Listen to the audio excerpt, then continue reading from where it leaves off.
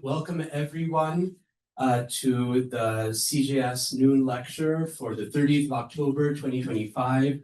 Thank you for coming. My name is Micah Auerbach. I teach in the Department of Asian Languages and Cultures. Before we get started, I have a few CJS announcements. Please join us next week on the 6th of November at noon for a talk by Professor Miriam Kingsburg-Kaida. The title is Japan's Mountain in Nepal, the First Descent of Manalasu and Reconciliation with Postwar Asia. The talk will be in this building, but in room 1010 and live streamed on Zoom. For those of you who are joining us today remotely, we have deactivated your webcams and microphones.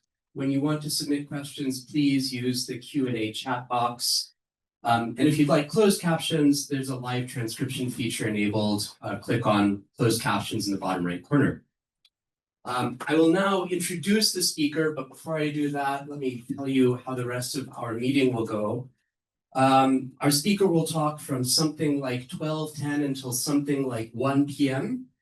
From 1 p.m. until 1:30 p.m., we have Q&A session. We ask you please to cooperate and make sure to use the microphone when you ask questions so that everyone, including the off-site participants, can hear you. We'll end no later than 1:30, and that'll be our day. Let me proceed now to my introduction.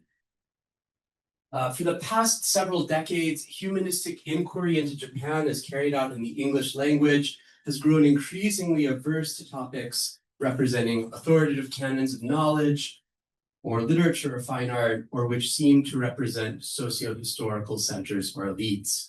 Much of this scholarship has been illuminating, but it's too often come at the expense of work which helps us to understand the mainstreams of Japanese history, society, and culture. Our speaker today offers us an instructive approach to the question of the center versus the margin. Professor Matthew Fraleigh of Brandeis University is our Toyota visiting professor for the present academic year.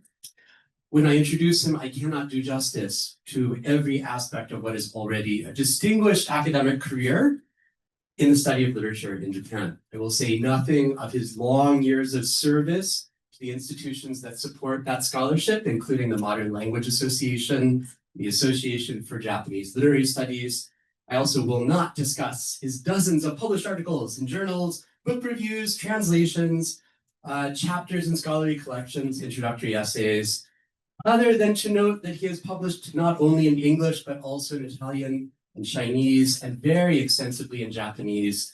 And when publishing in Japanese, he does not need a translator. He just writes the original article that way. Professor Fraleigh's monograph and book-length translation are focused on prose and poetry produced by ethnically Japanese writers using Sinitic, that is classical Chinese. Much of the 20th century, the investigation of Sinitic writing was not a priority for English language inquiry into the history of Japanese literature. The Meiji era architects of the national study of Japanese literary history decided that basically anything not written with Japanese grammar could not be included in the national literary canon, summarily dismissing a vast body of literature using the script, grammar, and style of a continental ecumene that extended as far west as Central Asia and as far south as the Indian Ocean.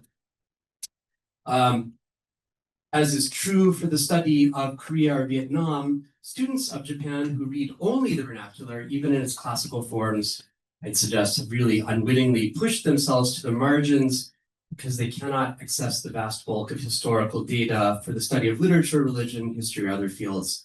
Sinitic is really the center.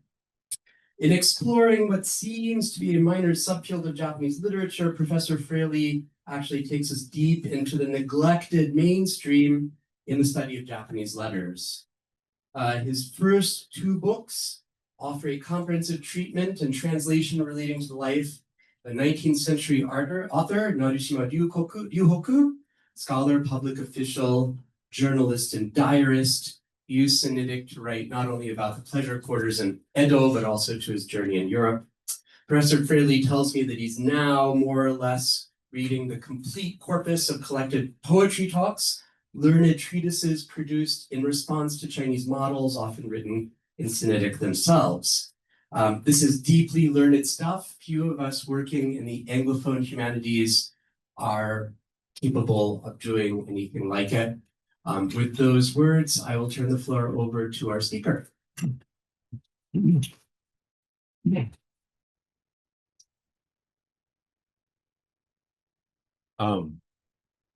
Thank you very much, Professor Auerbach, for that very kind introduction, and good afternoon to everyone here. Can people hear okay? Is that right?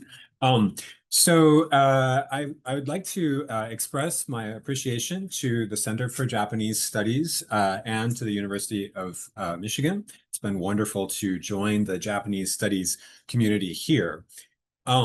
My work has mainly concerned Sinitic literature, what is now called kanshibun, poetry and prose in classical Chinese from Japan's Edo and Meiji periods, so from the 17th century into the 19th century.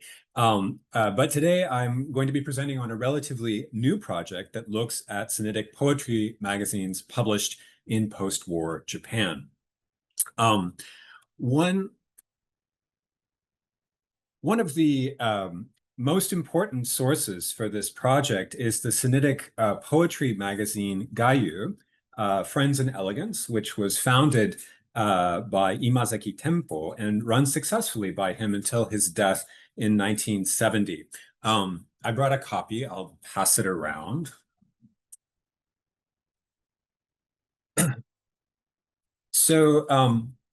A few years ago, I was fortunate to receive support from the Hakuhodo Foundation to undertake research for this project at Waseda. So I'd like to acknowledge the foundation for allowing me to really get started on this material. My work is ongoing, but eventually will take the form of a book on Gayū and Sinitic literary culture in Japan's post-war. I was driven to undertake this research in part as a way of trying to answer a question that I've been asked repeatedly over the years whenever I present on Meiji Sinitic literature. Almost inevitably during the Q&A following a talk, someone would ask, so I understand that Sinitic poetry was still important to the Meiji literary space, but when did this culture come to an end? Who was the last kanshi poet? I think the first time I was asked this question was in 2005, when I was first going on the job market.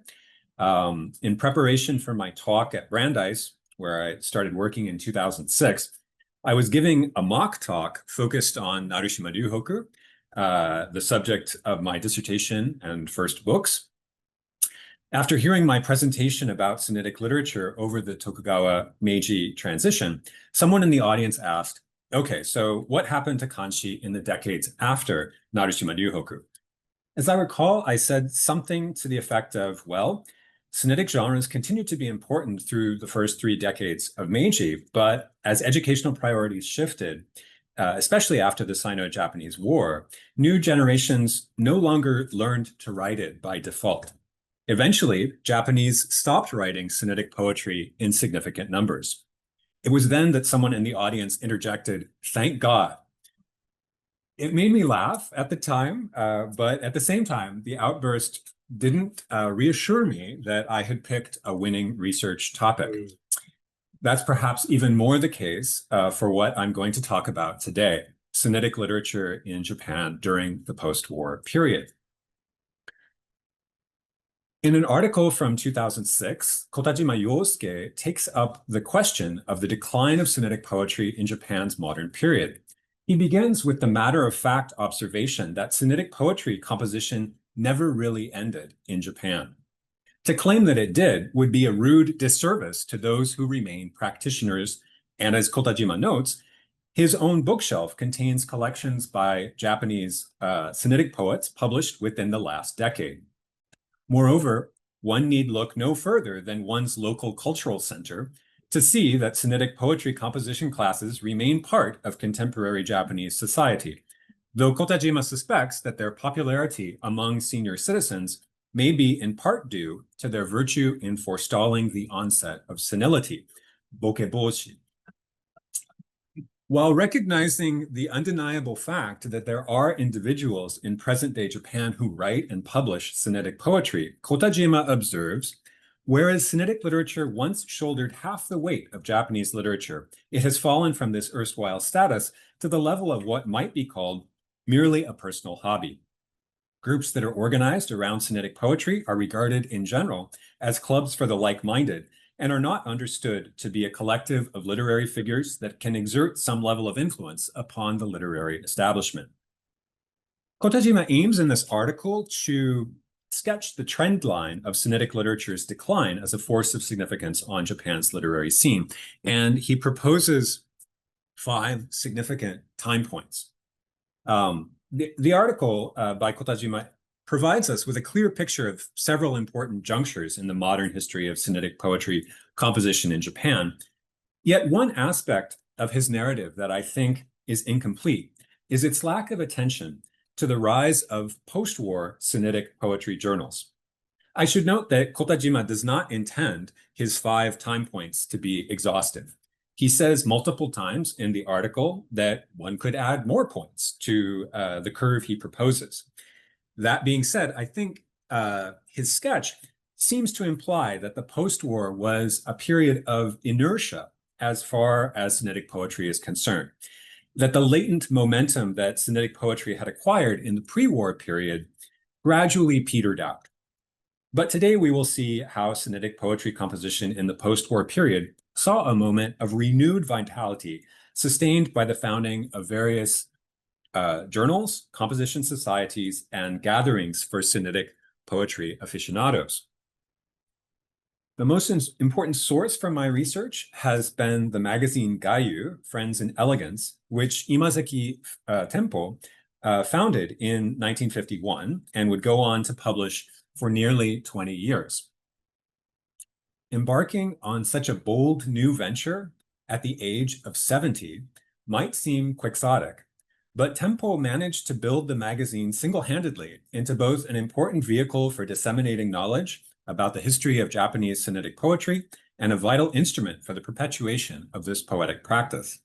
Over the last several years, I've slowly made my way through the 70 issues of Gayū that were published from 1951 to 1970 when Tenpō passed away. Tenpō was perhaps uniquely positioned to make Gayū a success given his family background, rich life experiences, and extensive personal networks. He was born into a family of sinological scholars based in Chiba with ancestral roots in Okayama, and he began learning to read and write literary Sinitic from very early childhood. After working as a journalist in Tokyo for many years, he joined the Japanese colonial administration in Seoul, and before long got the chance to study in Beijing. In China, Tenpō traveled widely and interacted extensively with contemporary scholars and literary figures. Although he spoke neither Korean nor Chinese, he was nevertheless able to communicate with and enjoy lifelong correspondences with Korean and Chinese intellectuals through their shared mastery of the literary Sinitic canon and affinity for Sinitic poetry. Tenpō launched his literary magazine with a keen sense of the centrality of Sinitic poetry to traditional East Asian culture. The magazine's founding statement situates what might seem to be no more than a niche endeavor on the margins of post-war Japan's literary scene as an undertaking within a much broader regional context with its opening words. These words declare simply, Sinitic poetry is the essence of Eastern culture. Shi wa Toho bunka no seizui de aru. To Tenpō, Sinitic poetry was a literary art form that was both deeply integrated into traditional Japanese cultural practice, as well as something that provided the means for transcending linguistic barriers. Consider the regional Sinitic poetry competition held at Osaka's Tenmangu Shrine on June 3rd, 1951, in which more than 100 Japanese, Chinese, and Korean individuals gathered to enjoy writing classical Sinitic poetry together. While the written compositions of these poets were mutually intelligible and adhered to rhyme, tonal prosody, and other formal features of classical Sinitic poetry that had been established in the Tang Dynasty, the methods of oral performance by which these poems were recited and appreciated were distinct. When the Osaka gathering was covered in the second issue of Gayū, the report highlighted both the universal and particular dimensions of the event. On the one hand, composing Sinitic poetry gave Chinese, Japanese, and Korean participants the chance to share in their engagement with a transnational literary tradition. But on the other hand, it was also a chance to appreciate its local variations. For each of the extemporaneous compositions was recited in the three national languages of the participants, which, as the magazine notes, heightened interest all the more.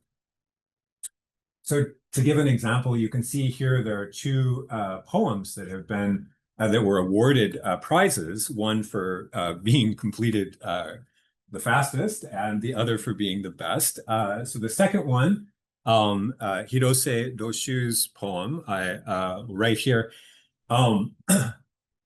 So this poem, Early Summer Pastoral, 微雨情来麦气清，水风阵阵五两声。诗人也爱田家去，时听池蛙各个声。微雨晴れ来たりて楽器清し、水風ちんちんとして五両生ず。詩人また殿下の趣を愛し、時に聞く地やかくかくの声を。So that's how you might read the same poem in modern Mandarin pronunciation or in using the kundoku process of vernacular reading, how you might construe that in Japanese. In the following year and in the year after that, the coverage of the annual Sinitic poetry gathering in Gayū emphasized the participation by poets not only from Japan, but from elsewhere in the Sino-Graphosphere, and similarly highlighted how the Sinitic poems that participants composed could be recited in multiple languages. You can see here, it references Chinese and Korean participants, and again, notes that the winning poems were all recited in those languages.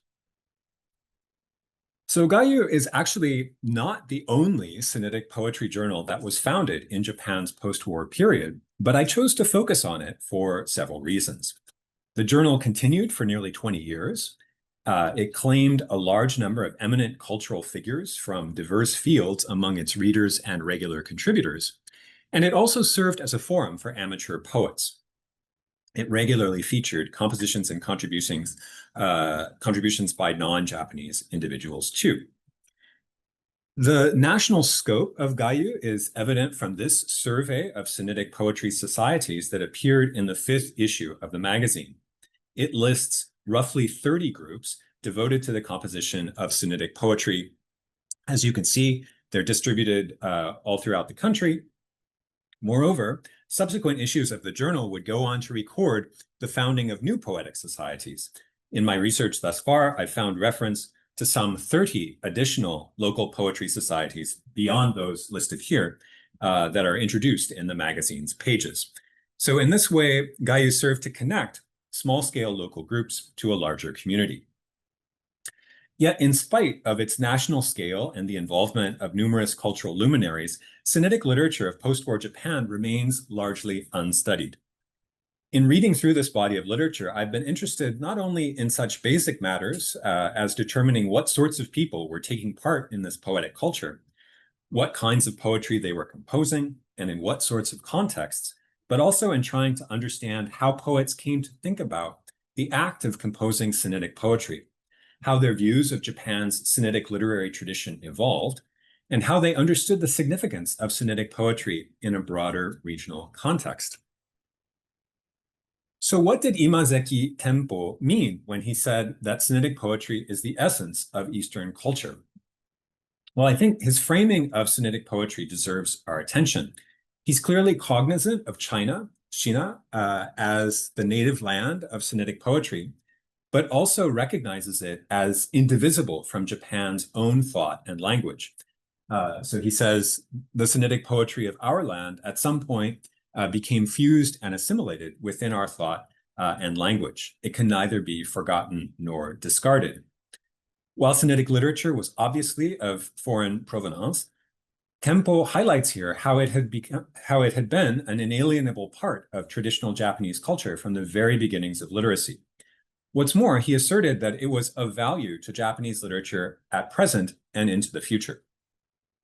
We also hope to contribute in some small way, he says, to the maintenance of Sinitic poetry as well as the practice of Eastern culture. So I think you can see the kind of temporal depth that he's emphasizing here, researching the history of Sinitic traditions, but also seeing it as an active living practice, and that was something that he would emphasize in the magazine.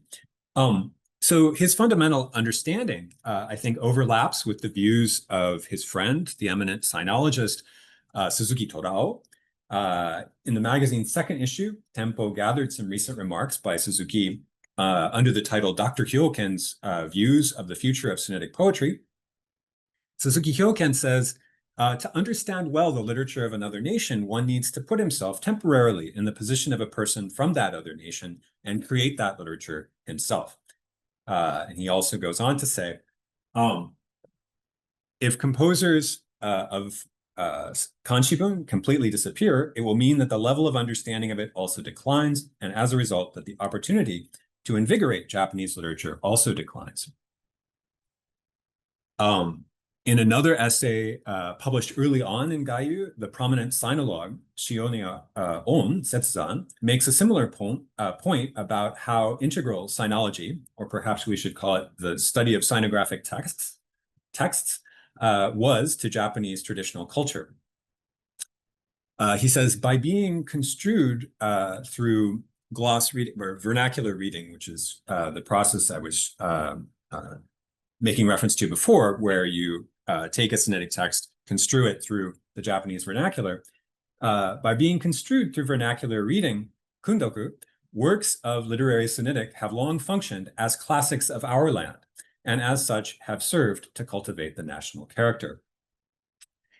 He goes on, at the bottom you can see, to compare the way in which sinographs permit the transcendence of barriers between the discrete languages of East Asia to the goal of Esperanto in functioning as a universal language. Relatedly, the second issue of Gayū carries an interview with Tokutomi Soho, in which he compares the position of literary Sinitic in East Asia to the position of classical languages of Western Europe, such as Latin and Greek. However, unlike the classical languages of the West, the association of literary Sinitic's constituent graphs with discrete meanings made it more feasible for methods like Japanese kundoku, vernacular reading, to be developed from an early stage of literacy. The existence of such local reading and interpretive practices that made it possible to construe a literary Sinitic text through the local language points to the essentially dualistic nature of literary Sinitic. That is, it possesses both a universality that makes it possible to be understood widely across the sinographic sphere, while also being deeply rooted within the distinct cultures of the area, and particularly amenable to interpretation through the local language. So let me introduce the typical structure and layout of Gayū in a little more detail. Each volume of Gayū was about 40 pages in length, and as indicated in the inaugural statement that I quoted earlier, it was initially founded as a monthly magazine. However, it was not necessarily published on that schedule. It was common for 2 or 3 months to elapse between individual issues. Sometimes sickness or printing problems would lead to further delays. The contents ranged widely, covering specific topics in Chinese literary and intellectual history, but also detailed research into Japan's Sinitic literary tradition, from surveys of Gozan literature to biographic studies of individual Edo and Meiji era Sinitic poets. As the inaugural declaration in the first issue of Gayū made clear, the magazine was launched with a clear image in mind of being a small magazine centered on Sinitic poetry. Tenpō's series of biographical articles on distinguished Sinitic poets from the Edo and Meiji period was in keeping with that aim. But from the very first issue, Imazeki established a column called The Poetic World, Shi Sekai, in which he introduced the poems of active contemporary poets. Each issue featured on average 1 or 2 poems by several dozen poets. This feature was one way of achieving the declaration's goals of the maintenance of Sinitic poetry, as well as the practice of Eastern culture. Needless to say, what Tenpō meant here when he called this the poetic world, shisekai, is the Sinitic poetic world. In other words, he uses shi in its traditional sense, specifically designating Sinitic poetry. In his time, the term generally used to indicate Sinitic poetry was actually kanshi, but that neologism was of relatively recent vintage, dating only to around the 1880s. One major factor behind that shift in meaning was the 1882 publication of Shintai Shisō. And here you can see the editors commenting on how they were taking the term shi and specifically redefining it. They mention the traditional use of the term uta to refer to Japanese poems and shi to refer to Chinese poems, but they are looking for a term that encompasses both, and they decide to use shi with this term for poetry in general, no longer specifically Sinitic poetry. Once this happened in the 1880s, this change from shi as Sinitic poetry to poetry in general, and the emergence of a new term, kanshi, to specifically designate Sinitic poems, there was pushback from observers in the literary space. Mori Ogai, for example, he says, composers of kanshi, they are less than thrilled with this. They've already had the word shi plundered from their storehouse, and now to top it off, they have the unneeded word kan foisted upon them. Similarly, Noguchi Neisai, he said, I beseech the youths not to crown shi with the useless word kan. Now, when Imazeki Tenpō is editing Gayū, this is more than half a century later. So kanshi at this point is very well established as the sort of default term for Sinitic poetry, and yet he insists on using the term shi. And I think that it's significant that he does this. It's not, obviously there's some degree of reverence for the traditional practice, but it's not just precious antiquarianism that motivates him to use this term. I think he was trying to counteract the sort of the distancing tendency that was present in using the term shi. Shi contains no marker of nationality, but by using a term kanshi, it seems to locate Sinitic poetry as somehow other or foreign. It somehow divorces it from contemporary Japan. And so by insisting on using the term shi, he was sort of counteracting that tendency, I think. After he passed away, there was one of his students remarked in the memorial issue that was published to sort of honor Gayū, that whenever the student would inadvertently use this kind of default term in the 1960s for Sinitic poetry, kanshi, Tenpō would correct him and say, no, it's not kanshi, it's just shi. So I think this was it had a significance to him. The forms of poems published in the World of Sinitic Poetry column in Gayū included well-established forms like quatrains and octaves, poems in the modern style, as well as longer ancient style poems. Sometimes also song lyrics were published in the section as well, although it's located at the very end. The contents of these poems also varied widely, from perennial themes, such as works about the change of seasons, reminiscences about visits to ancient sites or depictions of natural beauty. Poets might write about celebrating a joyful reunion with a friend or lament the passing of a beloved mentor. There were poems on topics chosen by the poet, as well as topics assigned by poetry societies. But in addition to such conventional topics, which have a certain timeless quality, we could imagine those topics occurring almost at any point in Japanese literary history. There were also poems that were very much grounded in a particular time, social satire poems, or about current political and cultural events. So just to give an example, right around the time that Gayū was founded was also the time that the San Francisco Peace Treaty was signed, bringing a formal end to World War II. So this is when the treaty was signed in San Francisco in 1951.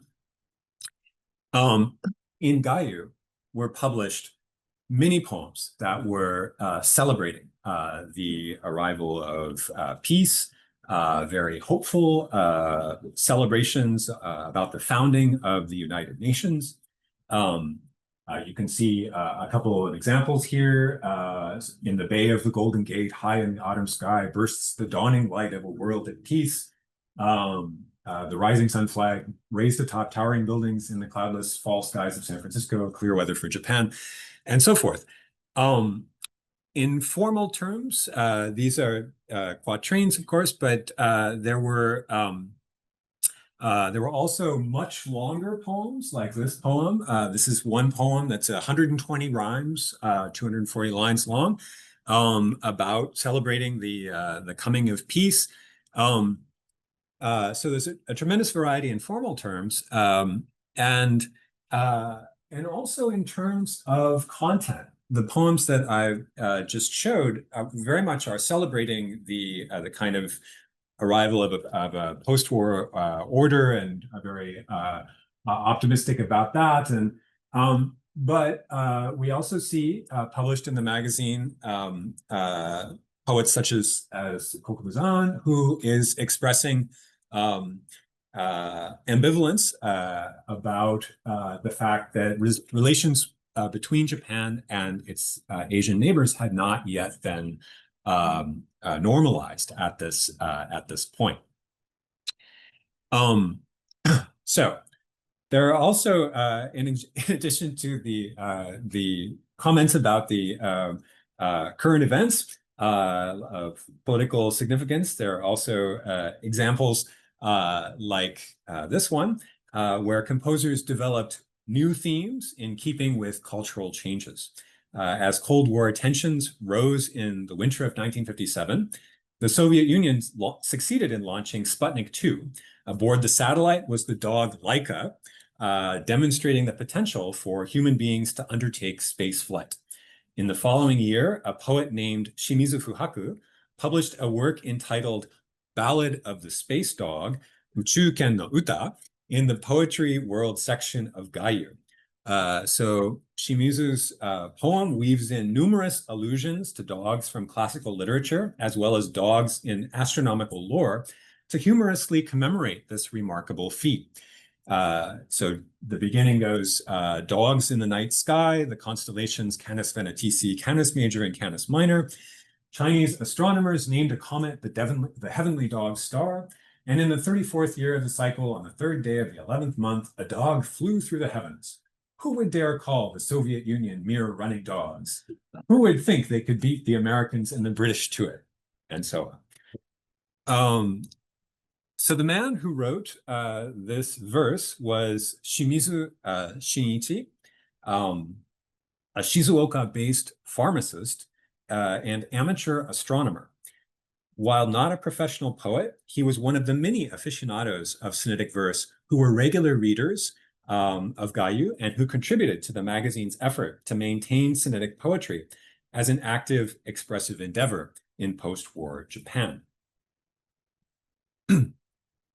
Each issue of Gayū also contained a section titled Fugetsu Orai that featured correspondence from readers. The contents of the letters contained in this section varied widely, from corrections of the contents of previous articles to contributions of related information. Readers often used the letter section as a chance to promote Sinitic poetry events in their own local areas. I think one of the effects of this correspondence section was to cultivate a sense of custodianship among the readers.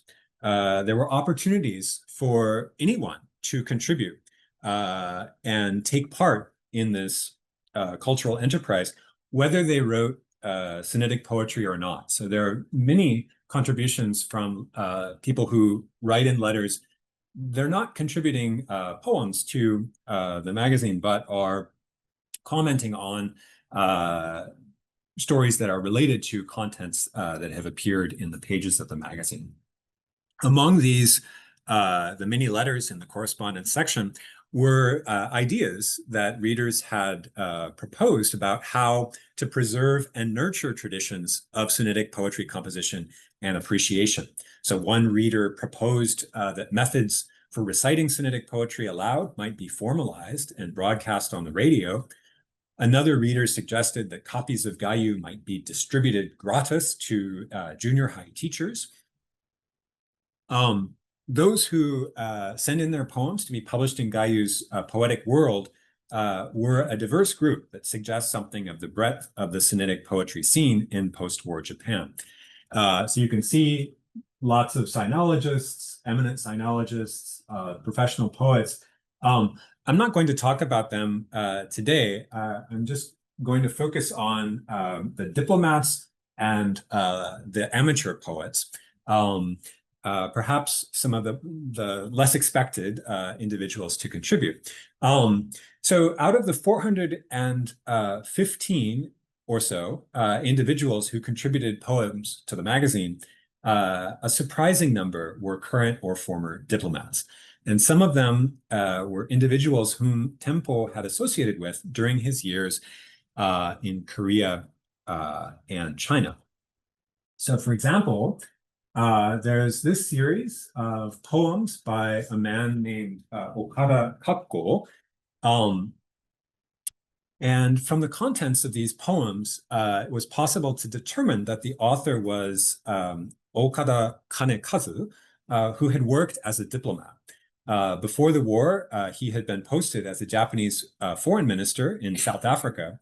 And the poems he published in Gayū included this series of bamboo branch poems on the unique flora, fauna, and customs of South Africa. So bamboo branch poems are a very popular genre that sort of began in the 8th century, but continued with a kind of increasingly ethnographic focus, often depicting local lifeways or local folkways.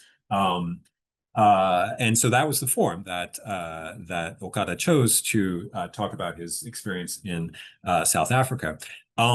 Here is an example poem. He says here, facing south, back to the sun, it's a different world, not a vernal scene, glimpsed only in dreams. Spring flowers come out everywhere in the 10th month. Purple cherries appear beneath purple clouded skies. And very often these poems, the bamboo branch lyrics, they would have prose notes after them that commented on distinctive practices or local flora and fauna that were unfamiliar. And there's particular attention that Okada gives here to how to represent the jacaranda and how he chooses to call it the purple cherry in order to, because he was not aware of, or there may not have been, an accepted term. He's sort of focusing on that and explaining how he chooses to represent it.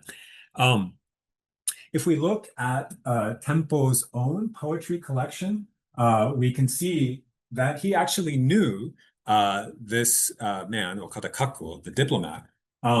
He knew him in the 1930s, and they interacted when Tenpō was in China and also when in Japan. And here he's actually commenting, writing inscriptions for the Consul General Kakko's two paintings. One is a painting of bamboo, and the other is a painting of plum. And so this kind of interaction between the two has a history even before Gayū. In the pages of Gayū itself, we can see this when Kakko died, this lament was published, and this comment that Tenpō makes: though you took your place among the officials arrayed at court, you did not betray your first intention to be a poet. One other thing that in the second poem, he says, receiving the order, I visited Jamnan to see elders. Clouds of war divided the world at that bloody time. And how have conditions in the East turned out these days? I can still see your figure facing the wind and shedding tears. The note here to when Kakko was a cultural attaché, this is in the 1930s, he urged Tenpō to take a trip south, and he went and visited Lu Xun, among others, at the time, and Tenpō wrote a poem about that experience. And I think that's those memories of having this, the cultural attaché recommend this meeting, and him doing that were in Imazeki's mind on the occasion of Kakko's death. So there were also active diplomats among the readers and contributors to Gayū. For example, the pages of the magazine's poetic world sometimes contain poems authored by a man named Araki Hekiken. So from the contents of his poems, it was possible to determine that Araki Hekiken is none other than Araki Eikichi, who was the first Japanese ambassador to the United States in the post-war era. So you can see this poem by Asahina Sogen, who's congratulating Araki on being appointed ambassador. And this poem that Araki Hekiken himself wrote on the occasion of sending off the Crown Prince from an American airport. So sending off the Crown Prince at an airport in the United States, phoenix wings beat toward the west, flashing light here and there on autumn clouds. Its sound resounds for 1,000 leagues, and its shadow floats across the 5 lakes. So I wanted to include this poem because I think 5 lakes here is probably the Great Lakes. That suspicion, this you can see the Crown Prince with Araki Eikichi, Hekiken, in New York. And he sends the Crown Prince off to New York. Then the next place they went is Chicago, and eventually they came to Ann Arbor, as you can see here. And so I imagine that Hekiken is sort of is thinking ahead to this this moment when the plane would be reflected over the Great Lakes. So the sentiments expressed might seem very conventional or anodyne, but there's a greater variety here. We can see in Araki Hekiken another poem that he wrote. We can see him grappling with truly horrific history as well in this poem on Iwo Jima. There were also other kinds of diplomats who were contributors to the pages of Gayū. So Gō he was a diplomatic official for the Republic of China. He contributed to Gayū fairly regularly. Also, the brilliant Dutch scholar Van Gulik, also known as Gauw-Lorpe, he was also invoked several times in the pages of Gayū. So I'll just say a little bit about the amateur poets we've already seen an example in the case of the poet Shimizu Fuhaku, who wrote about the Ballad of the Space Dog. It is quite difficult to figure out who these individuals are in many cases because they use poetic pen names, literary sobriquets, and so forth. The man who published under the name Nanaumi Kankoku turns out to be Nanaumi Matasaburo, who was had a successful career as a newspaper publisher. Reading his biography, one learns that he enjoyed composing Sinitic poetry and playing golf. Sometimes he'd bring the two together and write Sinitic poems about playing golf. Another individual that you can see here is Tanabe Seiro, who was a calligrapher, and he mentioned that he only started writing Sinitic poetry when he was 50. So I'll just give a couple examples here. When we look into who these amateur poets were and what sorts of poetry they wrote, it can lead in unexpected directions. So if we look at this poem by Yano Bande, so alarming waves toy with the ship, winds bend its mast, the country opened a first foray to cross the great ocean. In the port of San Francisco flutters the rising sun flag. Who would have thought its captain is Katsu Yasuyoshi? So this is, as the title tells us, it is on seeing a painting of the Kandin Maru crossing the ocean. And the Kandin Maru was one of the ships in 1860, the Tokugawa shogunate dispatched envoys to the United States to ratify the treaty that had been, the Treaty of Amity and Commerce that had been agreed to. And there were two ships, one bearing the envoys and another that was its escort.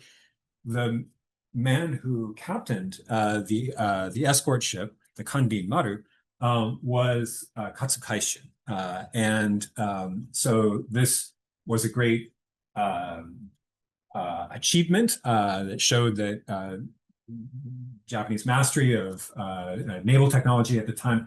And so I think that this poem was probably written on looking at this painting. So it's kind of like, it's ekphrastic, right? It's a poem about a painting. And so looking into who this man Yano Bande was, I was able to find out that he is from Namie in Fukushima. And as you can see, Namie is located right near where the 3/11 triple disaster, where the devastation was the most intense. And in the town newsletter, there's a story about Yano Harasu, and his house was devastated in the earthquake and then damaged severely by rains that came afterward, destroying everything apparently. But one of the only things that he was able to take from his house was a collection of his quatrains that he had put together. Unfortunately, I contacted the town to try and get in touch with him or with his daughter, Shizuko, who's here. And I just received word recently that unfortunately he's passed away. But he was another participant in the culture of Gayū at the time. Another example, Miyazaki Tanshu, this poet, he composes this poem that says, 30 years of bitter toils on the other side of the world. In dreams, many times I counted the days till my return. it was not clear to me on first reading this what he meant by saying bitter toils on the other side of the world. But in subsequent poems that he contributed, what he meant there, what the other side of the world was, became clear, especially through this series that he published in June 55. So this is a series of bamboo branch poems that he composed about his time in Seattle. And he talks about how Seattle is named after Chief Seattle and so forth. And interestingly, he notes the Chinese characters used for it and the Japanese characters. He chooses to use the Chinese characters, which is an interesting choice. And we can determine who was possible to find out who this man was. Miyazaki Hideo is his name. He was a newspaper reporter in Osaka. And I would like to give a shout out to Andrew Leon for his help in locating the census in which Miyazaki Hideo is noted. Here you can see his residence in Seattle at the time. So that was how it became possible to identify him. But he has, again, we can see a similar structure of the kind of the poem and then the prose note with this poem about a very tall building, the tallest to exist west of Chicago at the time, tallest skyscraper west of Chicago at the time. An Eastern traveler might wonder if the Qin emperor dwells here. A 42-story building rises through the clouds. This is the building that is mentioned there. He also has this interesting poem about prohibition and the traveler wondering where he can find a drink of wine and catching the smile of a girl striding by, perhaps directing him to a speakeasy. And so on. This poem references traditional links between, longstanding links between Seattle and Japan.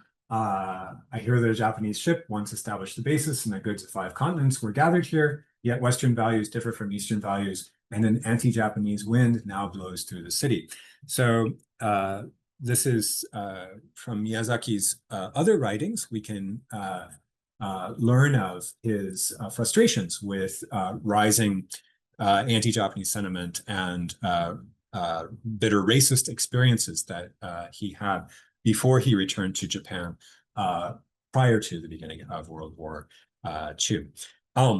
So to wrap up, I will say my work thus far has focused on Gayū, but I would like to examine other Sinitic poetry magazines as I continue this research. And I'd like to understand the ways in which the experience of Japan-based Sinitic poets parallels that of Sinitic poets elsewhere in the Sino-Graphosphere. Like their counterparts in Japan, composers of Sinitic poetry in Taiwan, China, Korea, and elsewhere declined precipitously in number in the 20th century. In my talk today, I've presented several instances of exchanges at the individual level, but my research has also discovered a few hints of more systematic collaboration and cooperation between societies and publications devoted to Sinitic poetry in Japan and abroad. And this is something I'd like to look into more. So you can see here Wu Zhuoliu, who is a Taiwanese author. He, as we can see from this poem, he is pleased to receives the copy of Gayū from Tenpō. And so that kind of these acts of sending the journal to other East Asian intellectuals is something that I would like to look into more, see what kind of collaboration there might have been between related societies, poetic societies elsewhere. Also, if you look at in the pages of Gayū, there are a couple of instances where someone named Matsumura Kakudo or Kando is invoked. I think this is actually the same guy. He just uses different handles. You can see here he's in both cases visiting China at a time when that was not easy to do. And I'm almost positive that this is Matsumura Kenzo, whom you can see here in meeting with Zhou Enlai. So I would like to look into how this kind of informal diplomacy is also part of the Gayū story. So I will stop there. Thank you very much.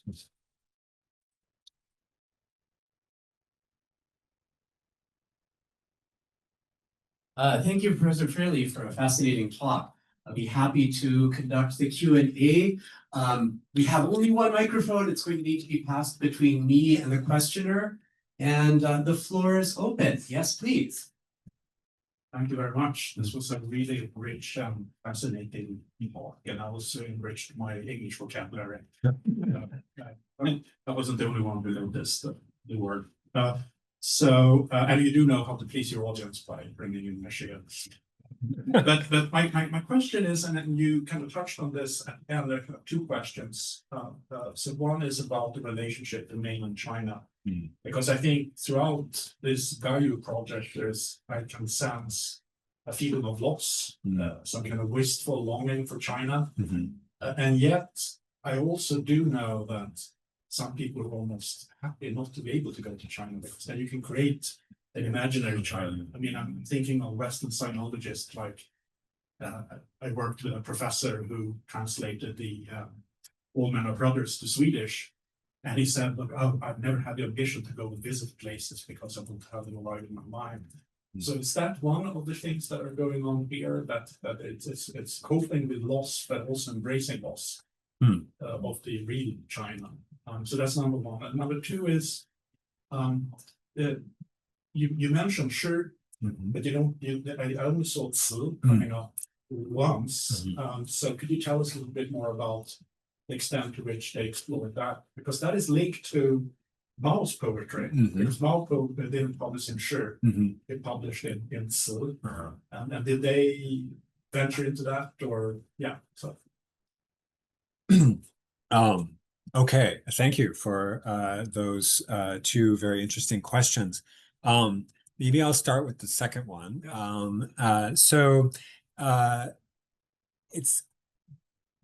Historically in Japan, Zi has not been as important a genre as sure, for sure.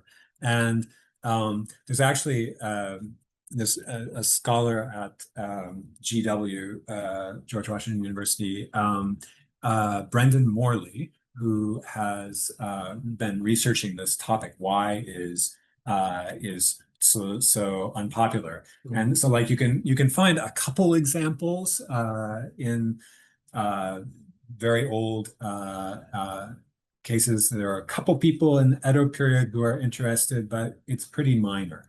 And one of the hypotheses is that this is perhaps more tied to colloquial speech. Perhaps it's not as amenable to kundoku. That's one theory for why this could be the case. It's not as sure is more.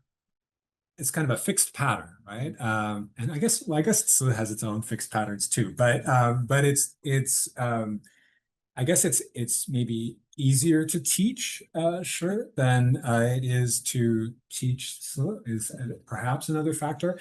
There are a couple regular readers and regular contributors to Gayū who are actually major scholars of Zi, the first to really kind of translate Zi anthologies into Japanese.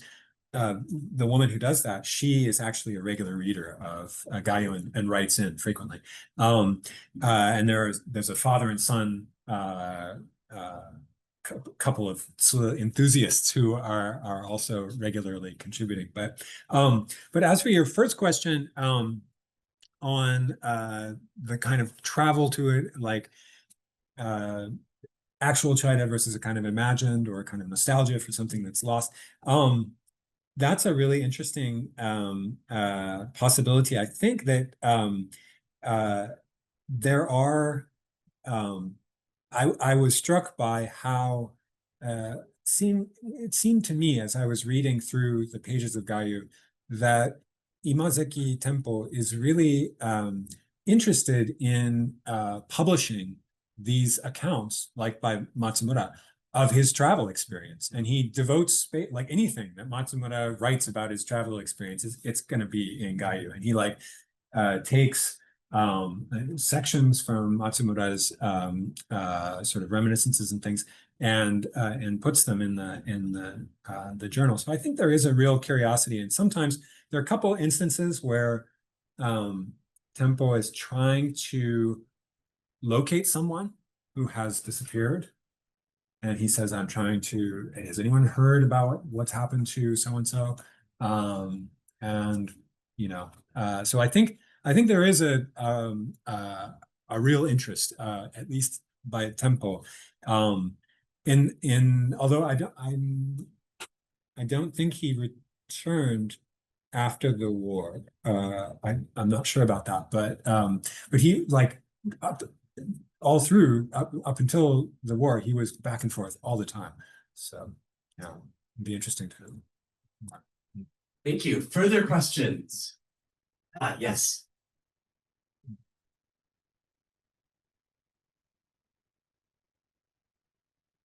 I'm afraid to ask it. This is so far afield from my area, but I was listening through an ethnographic lens, and in preparation for this talk, because I know nothing about any of this or humanities, I'm aware that there was Vietnamese also who might have.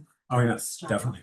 So I'm thinking about colonialism. I'm thinking about resistance. I'm thinking about content of these poetry, and I was really amazed when you said that they have these exhibitions or not competition. But I guess There was definitely competitive.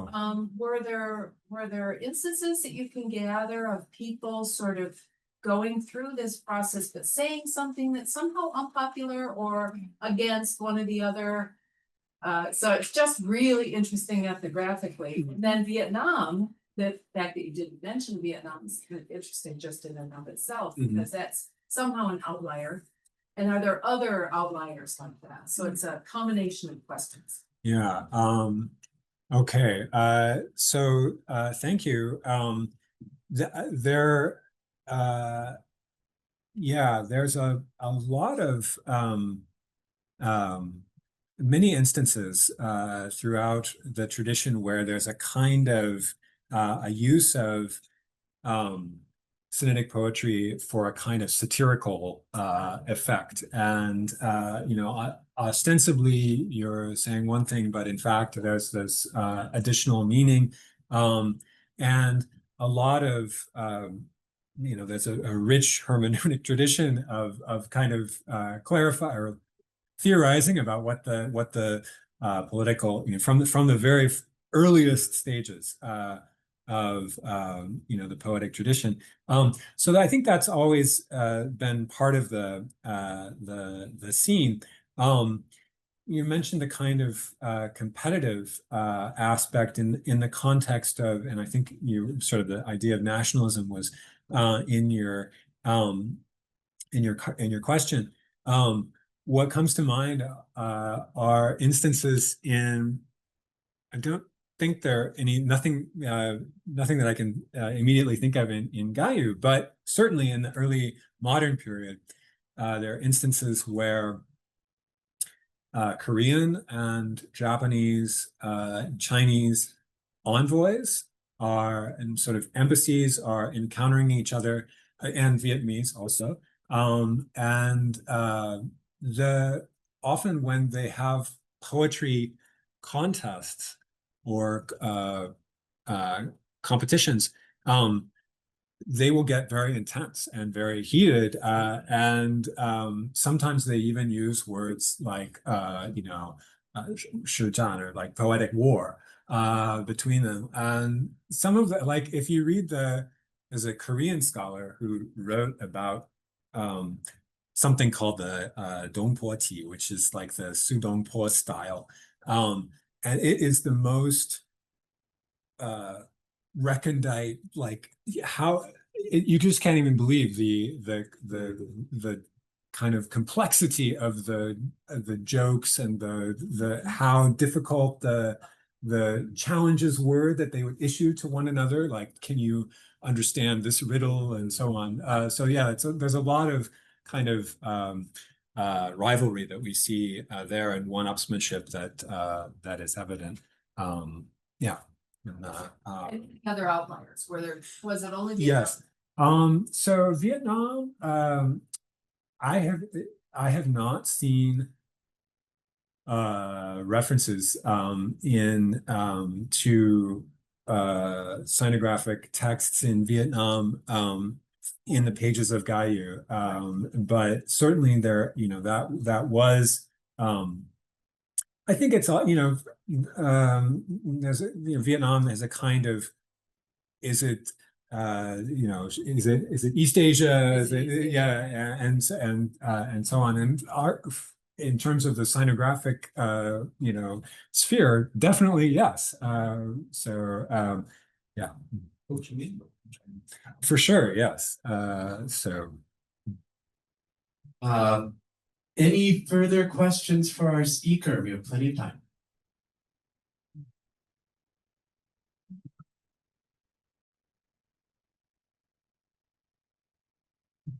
Thank you so much for this rich time. I guess I only have like 2 questions, but the second one was partly answered by the last few slides and also by Professor Castle's question. So I'm just going to ask the first one. So I think you start the presentation by saying that this is kind of focused on the centrality versus periphery. So I was wondering, does this mean that this Sinitic poetry is very much marginalized post-war? And the reason why I asked that is because I was thinking about Chinese poets who wrote about this Qing basically after World War II, or actually after the Qing, and I could not really think of any like famous poets except for maybe Mao.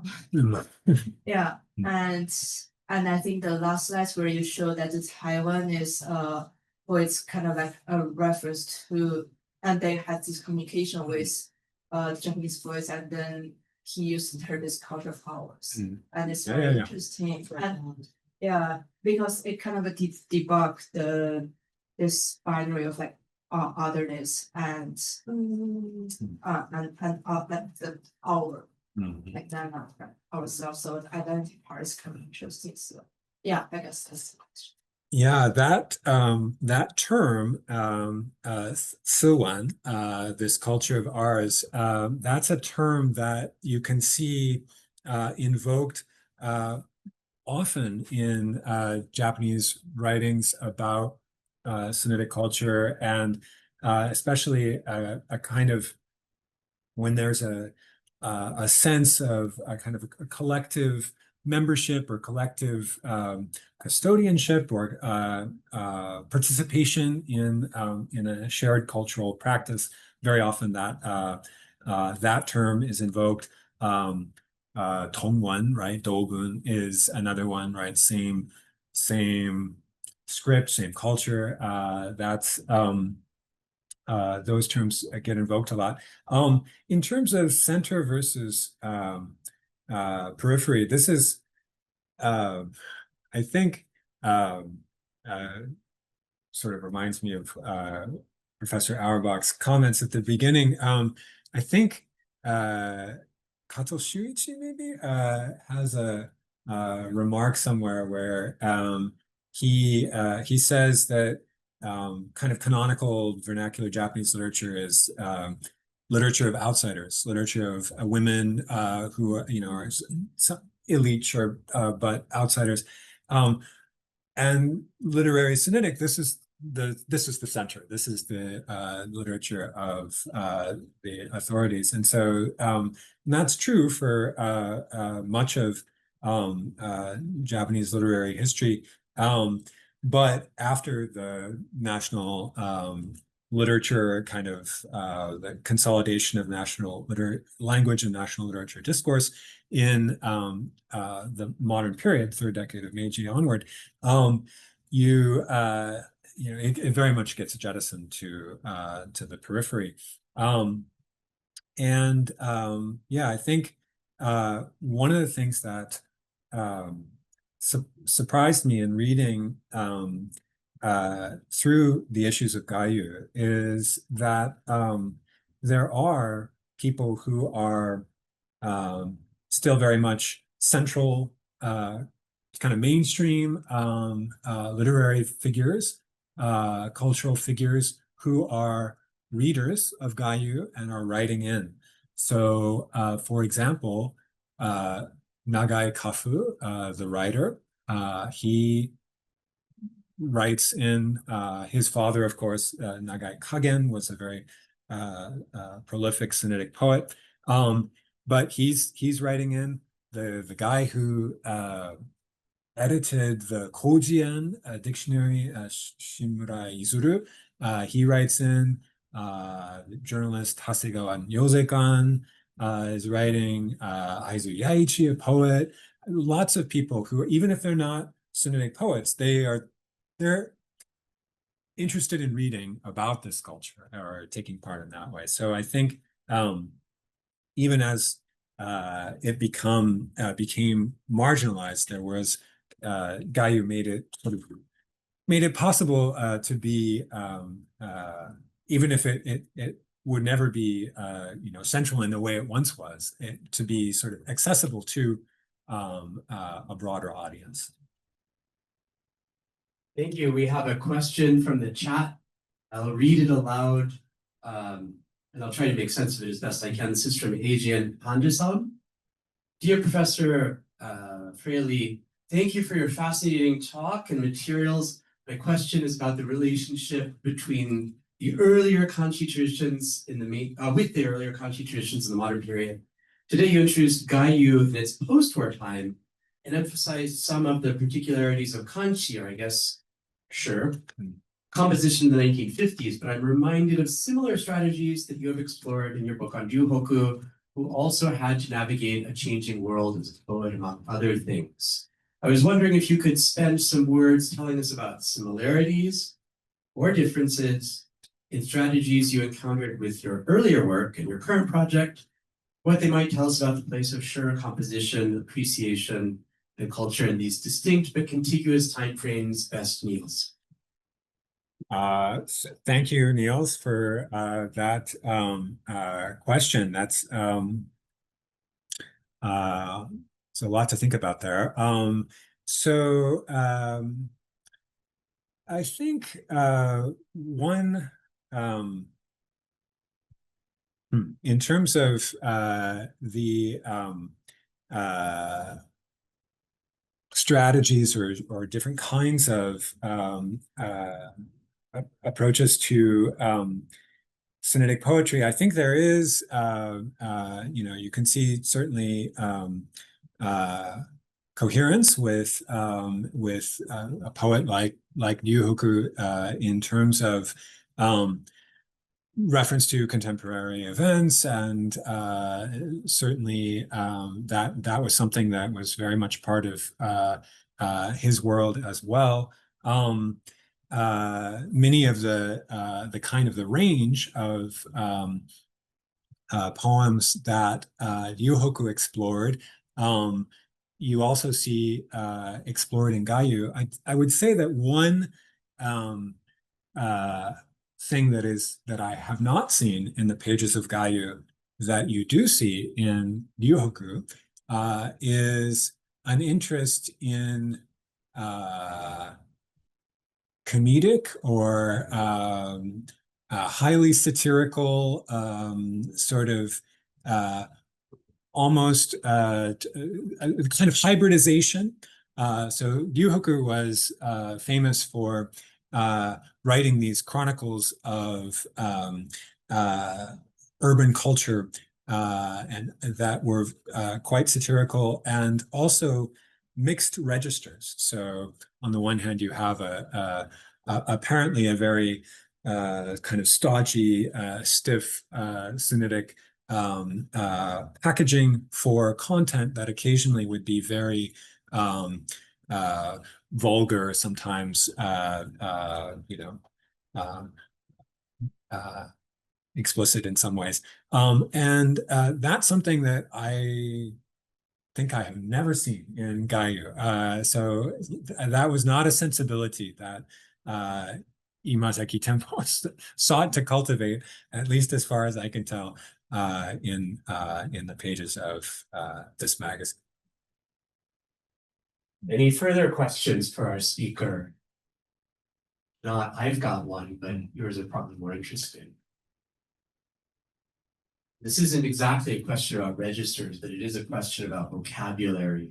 You notice that one of your writers talked about how there are different Sinitic terms by which to express the toponym Seattle. Mm-hmm. He chose one, he said the Chinese one of the other. Right.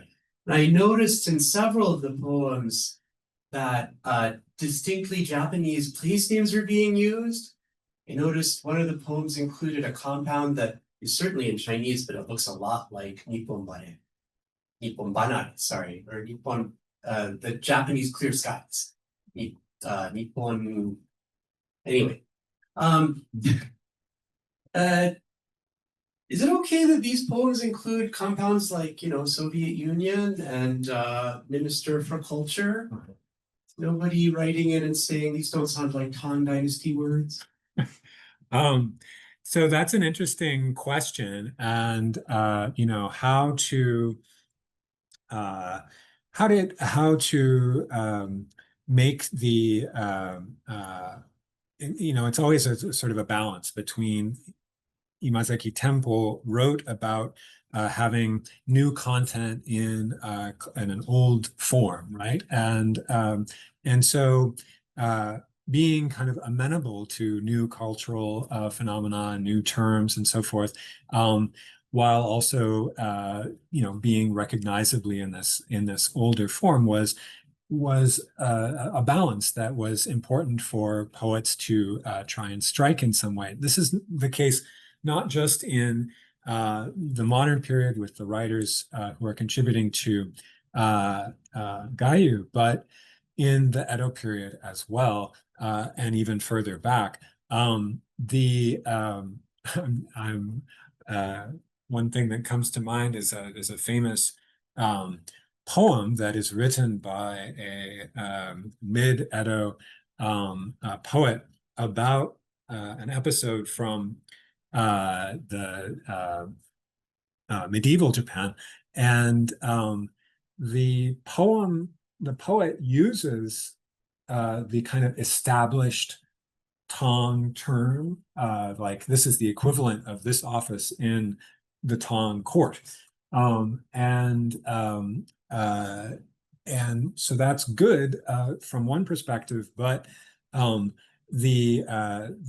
there's an objection to that because in the Tang court, it actually that person would not do the kinds of things that the person is doing in this poem, and so scholars say, if you showed this to a Chinese person, they'd be like, "Huh, what?"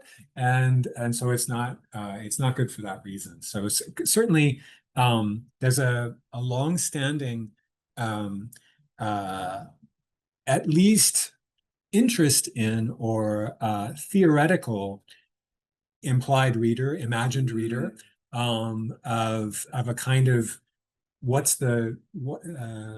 who is, would someone outside of our cultural context in Japan, would someone understand this poem, and that writing in a way that is intelligible across to a broader sinographic population, it's definitely something that most writers of the Edo period do. You can see that in particular with there's a scholar at Keio University, Goyama Rintaro, who has written about the way in which Edo period poets wrote about specific flora, and when they would, from materia medica studies and so on, when they would realize that, or they would learn that, oh, actually there's this other term for this plant, or the one that we've been using is not the one they use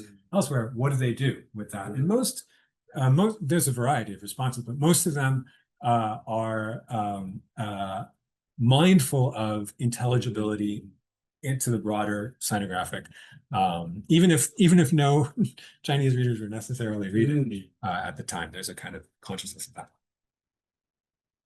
Thank you. We have about 5 minutes left. Any further questions for our distinguished speaker? Don't be shy.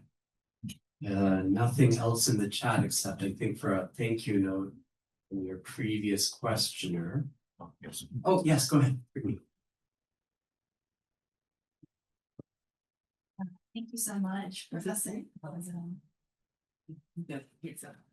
Okay. Thank you so much. As someone who hasn't really studied any Japanese poetry, I just want to say that I found this really easy to understand and really interesting as my first introduction. Something that I was just thinking about as you were answering the last question was, I think that in kind of the list of some of the poets you spoke of today, that there were at least a few who were Chinese who were living in Japan and writing as well, and kind of going off of what you were just saying with, that some of these, some of the things in here that Chinese people be like, what are you talking about? It made me curious if there's any sort of discernible distinction between any poetry that's, this kind of Japanese Sinitic poetry written by Japanese poets versus Chinese poets, and also too, I don't know if there's any linguistically it's different, or subject matter that might be different.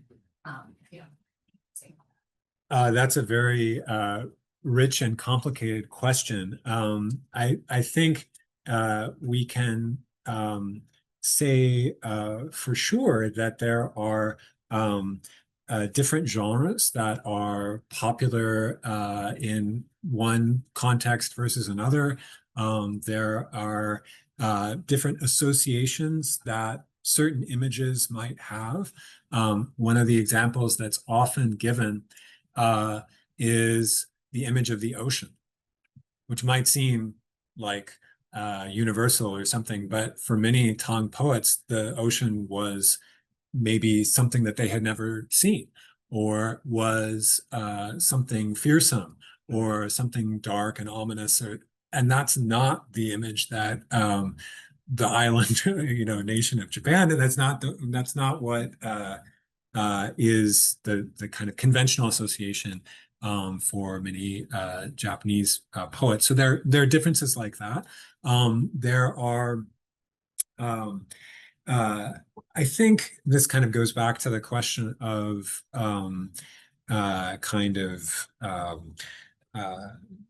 standards and sort of models and so on. But one of the kinds of high praise that's often given to a poet is, you could take this person's poem and put it alongside several poems by some famous Chinese poet, and you couldn't tell which one of these things is not like the others. You couldn't tell, right? And that's high praise, right? And so that sort of praise, though, is not unique to the sort of China-Japan context. you can see that exact same argument made by Chinese poets who are saying, this is really great because you could take this Ming poem and slip it into a Tang anthology and you couldn't tell the difference. And so there's a kind of a consistency in that's not specific to the case of Japanese Sinitic poets. I think we've had a lot of reminders about very poor fit between modern ethno-nationalism and the world of Shi. Any final thoughts before we call it a day? Right, please join me in a round of applause for Professor Fraleigh, and we'll conclude the proceedings. Thank you very much.